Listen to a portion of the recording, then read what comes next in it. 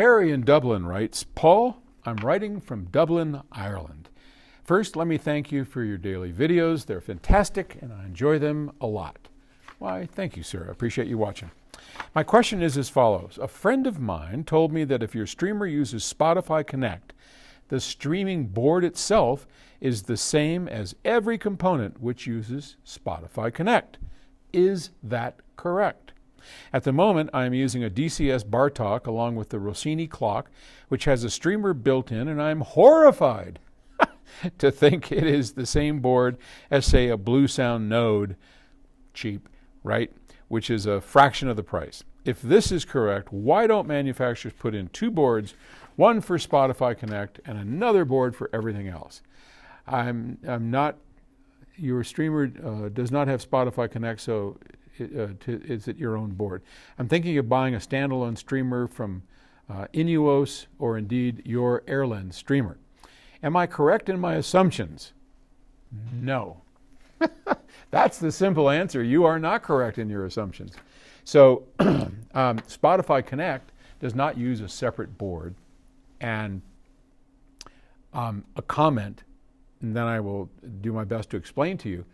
I am fascinated that you have an expensive DCS Bartok and a Rossini, and you're listening to compressed, lossy music.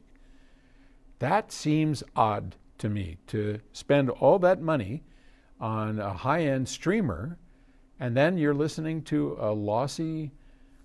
I mean, you do know that Spotify is lossy, right? It's not lossless audio like Qobuz or Tidal. So that's a bit of a disconnect for me, man.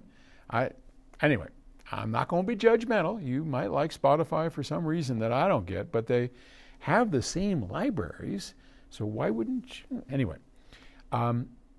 yeah, our Airlens, a number of products all have Spotify, and it does not use a separate board.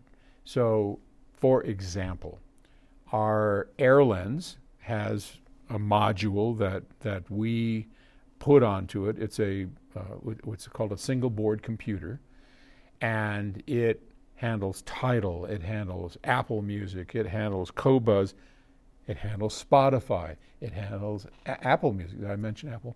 All of those, and those are just apps.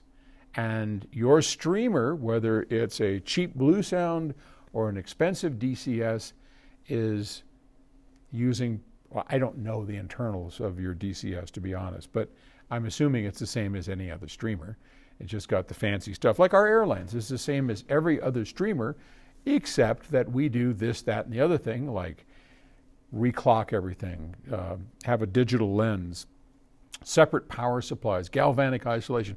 All that stuff are accoutrements, are extra that take that common board that is the streaming module for all of those services and makes it sound great. And I'm sure your DCS does exactly the same thing. So fear not, my friend. I think you're okay.